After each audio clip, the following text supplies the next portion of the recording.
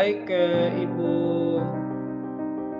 Nisye, perlu saya informasikan bahwa sebelum memulai coaching di saat ini, saya berperan sebagai seorang pengamat atau observer yang akan melihat proses coaching Ibu dengan si coaching nantinya. Namun sebelum Ibu memulai percakapan ini, ada beberapa hal yang ingin saya sampaikan terkait dengan rubrik penilaian dalam observasi saya, supaya Ibu juga tahu bahwa nantinya untuk rubrik penilaian yang akan saya gunakan sebagai acuan saya adalah saya harapkan dalam proses percakapan nanti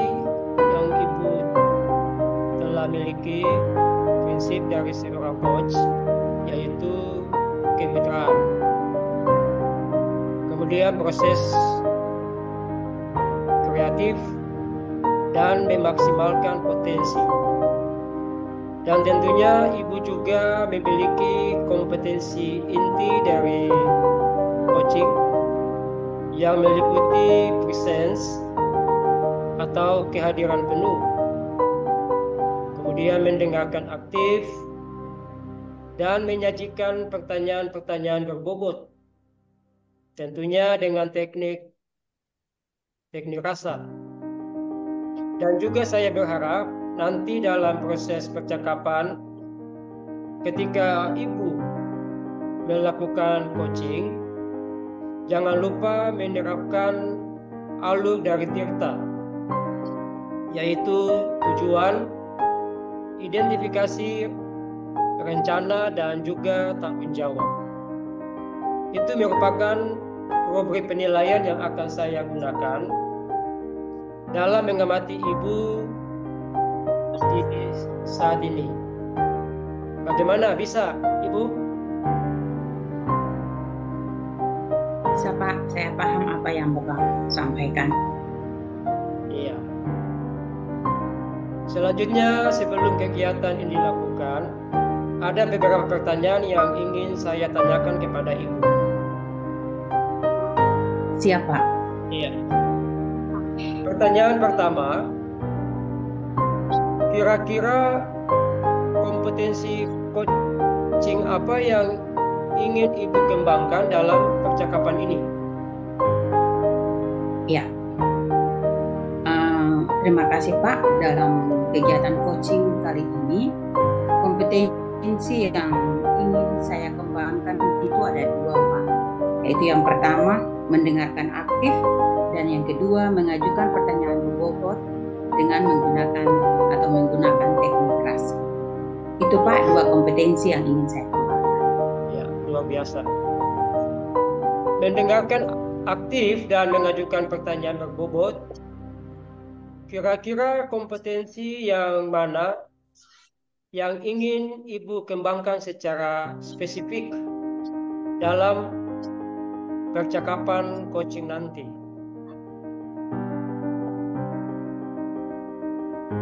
Untuk kompetensi yang dikembangkan secara spesifik yang saya kembangkan adalah mendengarkan aktif, di mana supaya saya dapat menggali potensi daripada coach, kemudian dengan demikian saya dapat menemukan solusi atau ide-ide yang tepat atas permasalahan yang coach temui. Ya. Mungkin itu Pak. Ya, baik. Terima kasih. Dengan demikian, mendengarkan aktif ini memang suatu kunci agar dapat menggali banyak hal dari coach nantinya. Pertanyaan berikut, Ibu. Indikator ketercapaian kira-kira tolak ukur yang bagaimana yang ingin Ibu tunjukkan dalam percakapan ini? Indikator yang perlu saya kembangkan dalam percakapan ini itu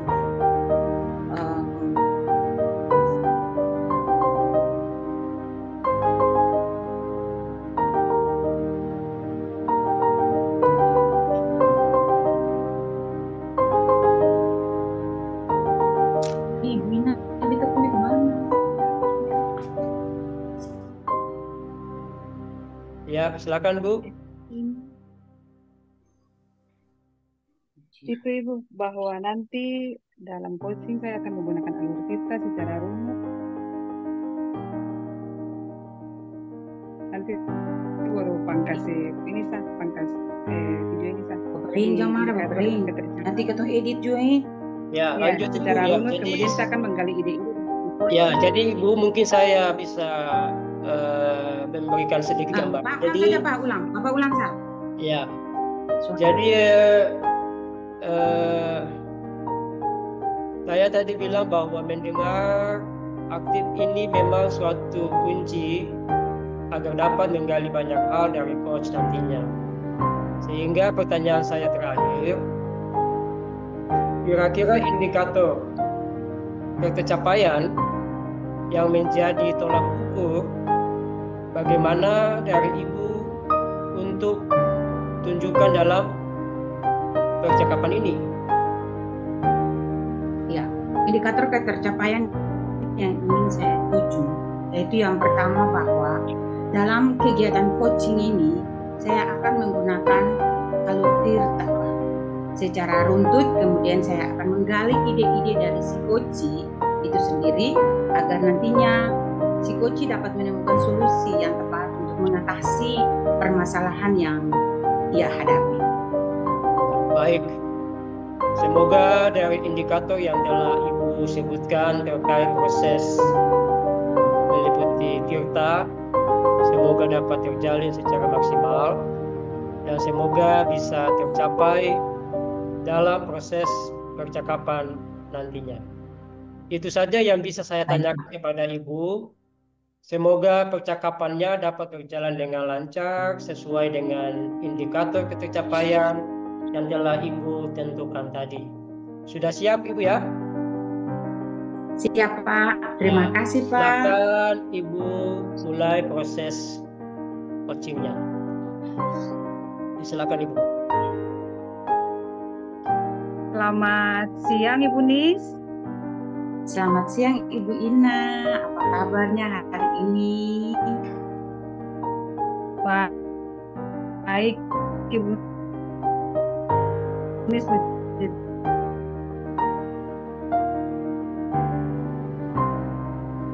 Tuhan sudah Ibu Nis, tapi minta maaf ya, kali ini saya agak sedikit mengganggu waktunya Ibu Nis.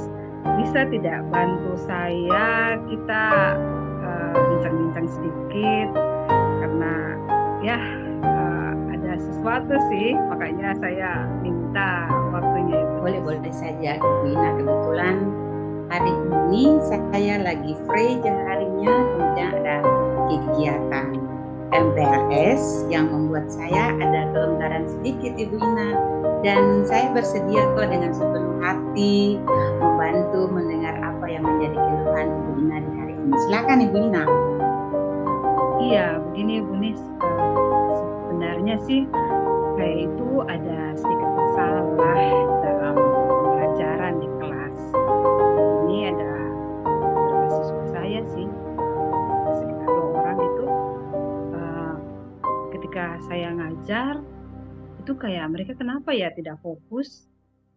Saya sendiri jadi agak sedikit bingung.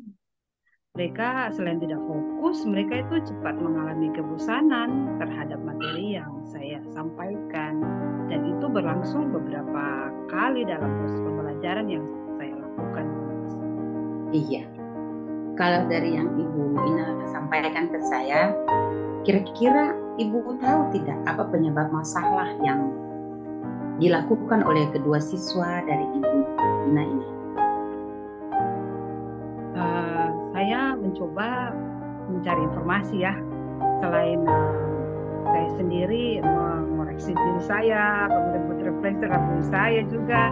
Itu yang pertama, saya juga mencari sumber-sumber informasi, kenapa sih sampai kedua anak murid saya ini, mereka dalam proses pembelajaran di mata pelajaran yang saya lakukan itu mereka tidak fokus dan mereka cepat bosan. Nah, dengan informasi yang saya peroleh itu salah satunya itu mereka mungkin merasa jenuh kali ya Bu Nis, ketika saya melakukan proses pembelajaran. Maklumlah, kan saya ini kan guru IPS ya Bu Nis untuk tingkat SMP, dan untuk mata pelajaran di SMP itu kan IPS-nya terpadu, sehingga memang muatan materinya itu cukup padat, sehingga mungkin mereka jenuh dan bosan ketika saya menyampaikan pembelajaran dengan metode yang itu aja mungkin.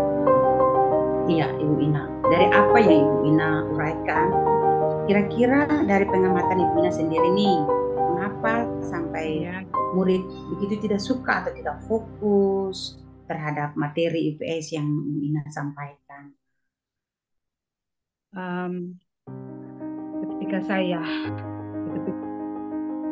pikir juga nih dan merefleksi ulang, kayaknya mungkin metode yang saya gunakan, kemudian penyampaian materi dalam konten-konten materinya itu mungkin tidak terlalu menarik ya Ibu Nis ya, sehingga kan gaya belajar anak ini kan beda-beda ya.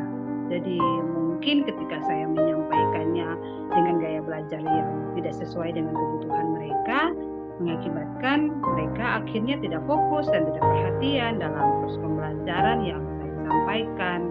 Seperti itu kayaknya dari kemudian juga mungkin harusnya saya membuat teknik-teknik belajar yang lain terkait pembelajaran yang memang bisa merangkul mereka dalam proses motivasi mereka dalam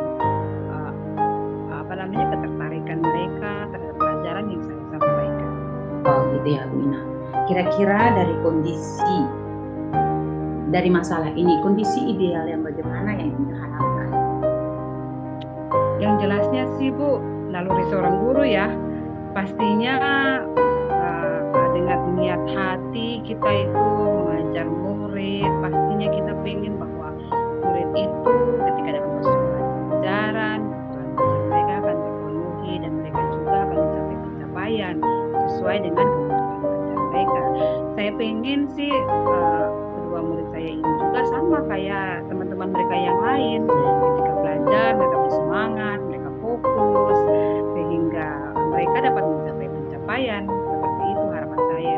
Iya, memang benar ya, ini yang menjadi harapan kita sebenarnya sebagai seorang pendidik. Kalau begitu, apa yang bisa Ibu Ina lakukan agar dapat meningkatkan motivasi belajar daripada kedua murid ini agar dapat menyesuaikan dengan teman-temannya sehingga harapan dari Ibu Ina itu bisa tercapai? Yang akan saya lakukan untuk memotivasi mereka, yang jelas saya selaku pribadi harus juga lebih banyak belajar lagi ya Bu Nis ya, untuk pengembangan kompetensi saya sebagai seorang pendidik dengan cara dalam proses pembelajaran saya menggunakan metode-metode yang tepat, kemudian strategi pembelajaran yang tepat, sehingga kebutuhan belajar murid dapat terpenuhi, yang didukung dengan lingkungan belajar yang juga baik, aman, dan nyaman, sehingga mereka akan betah dan mereka akan fokus sehingga tidak merasa bosan ketika proses pembelajaran berlangsungkan. Iya, Ibu Ina tadi singgung tentang penggunaan metode dalam proses pembelajaran. Pernahkah ada metode yang Ibu Ina gunakan dan dikatakan mencapai atau berhasil begitu Ibu Ina, yang merangkul dua siswa ini? Saya ingat Bu, waktu itu pernah beberapa kali sih, dan yang paling merasa saya situasinya sangat saya senang kala itu ketika waktu itu saya mengajar materi tentang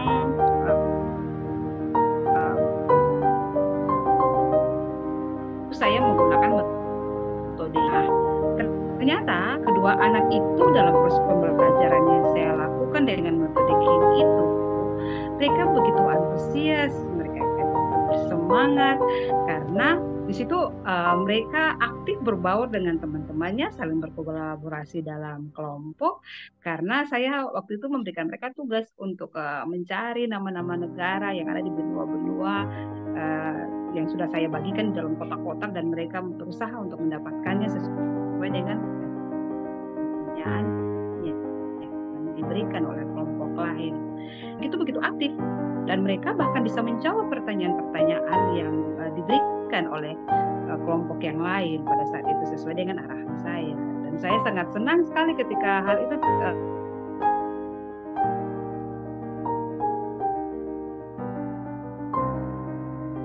terjadi terhadap yang demikian. Dengan kalau berbicara tentang tingkat keberhasilan, jika diratingkan dalam angka dari 1 sampai 10, kira-kira pada angka berapa proses tercapaian keberhasilan yang Ibu Ina dapat dari kedua siswa?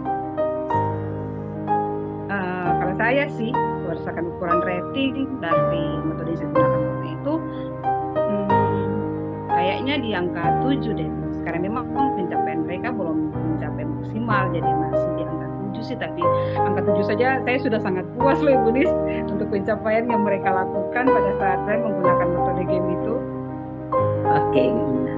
Selanjutnya nih, apa rencana yang akan Ibu lakukan, atau langkah-langkah apa yang ke depan Ibu Ina akan lakukan untuk menyikapi masalah ini?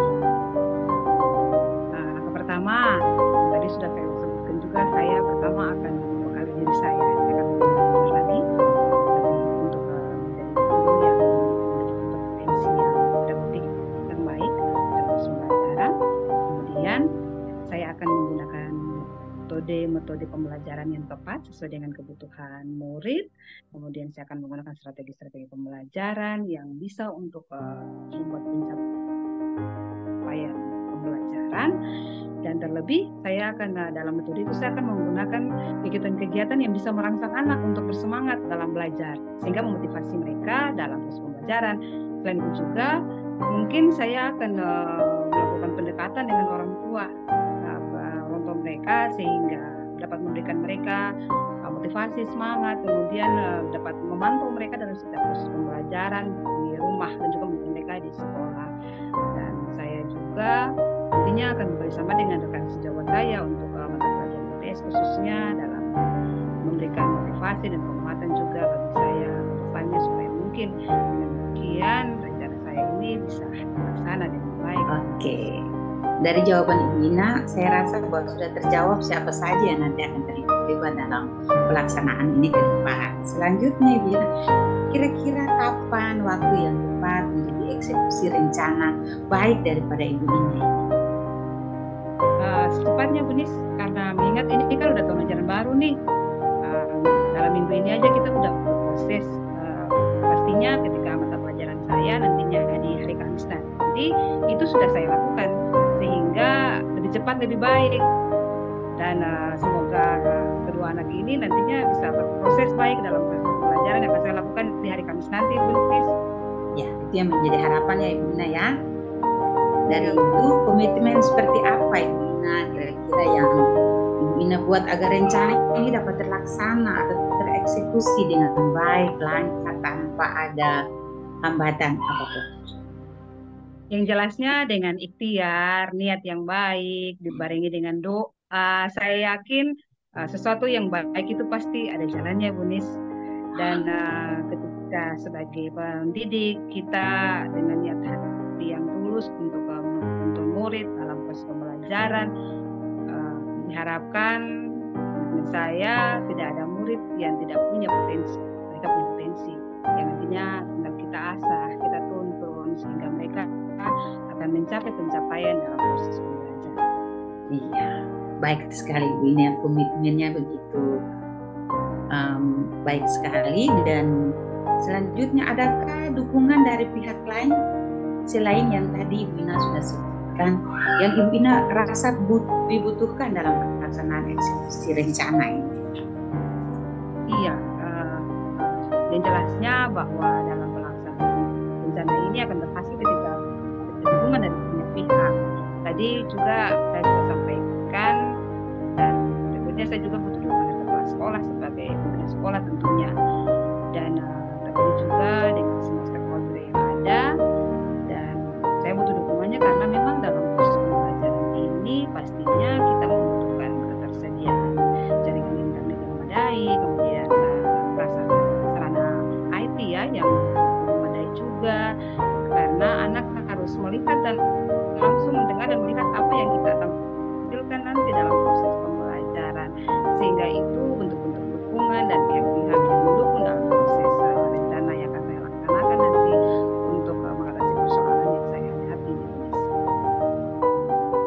Iya.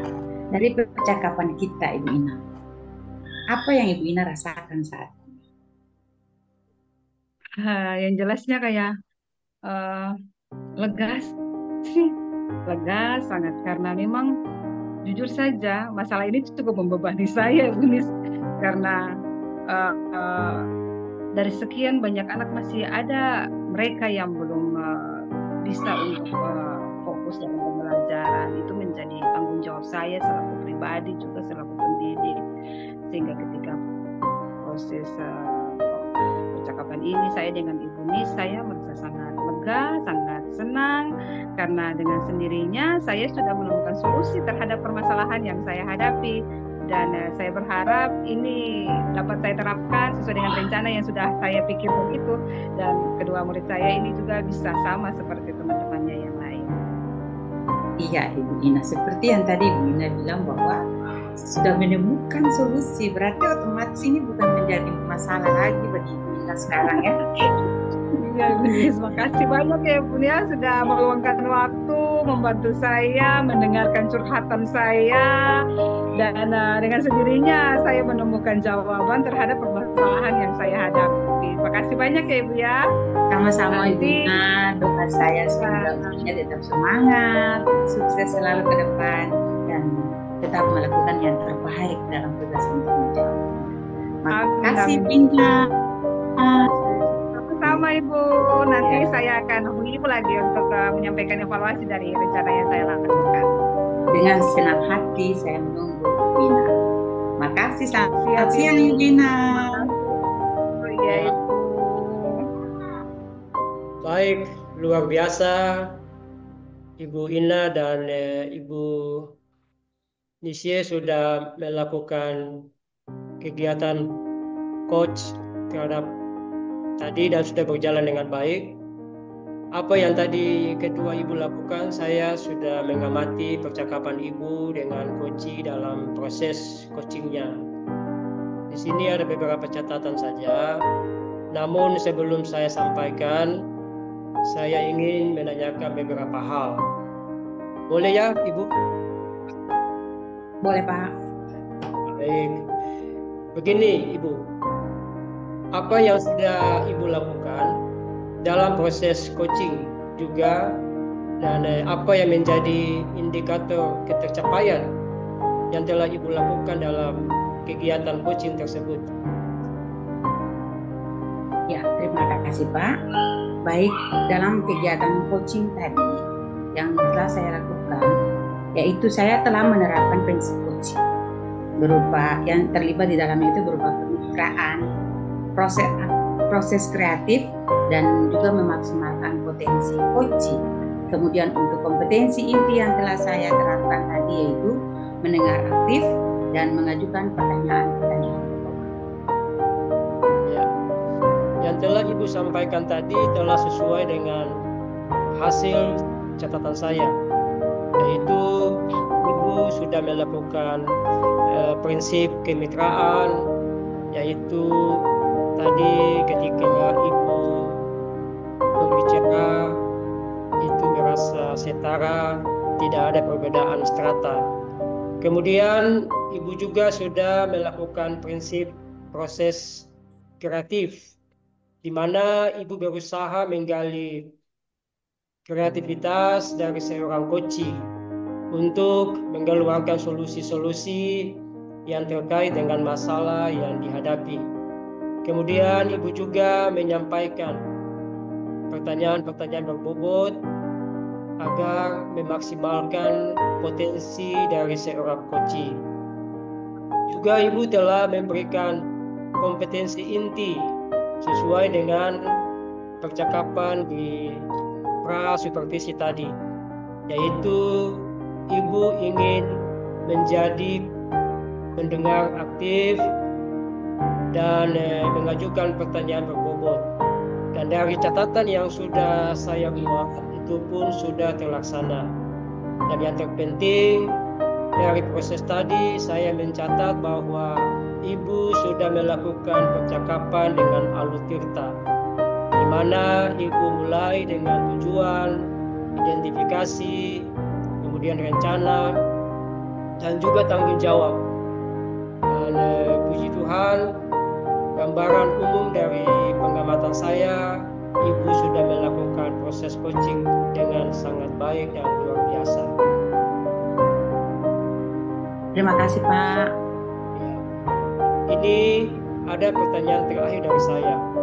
Berdasarkan hasil coaching tadi, kira-kira kompetensi apa lagi yang ingin Ibu kembangkan berdasarkan proses coaching tadi?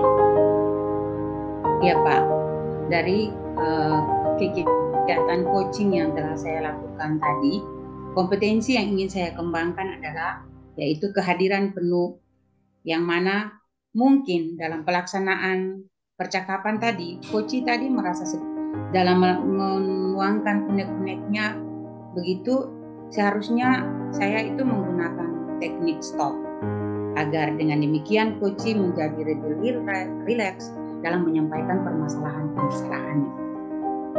Kira-kira itu kompetensi yang ingin saya kembangkan. Baik.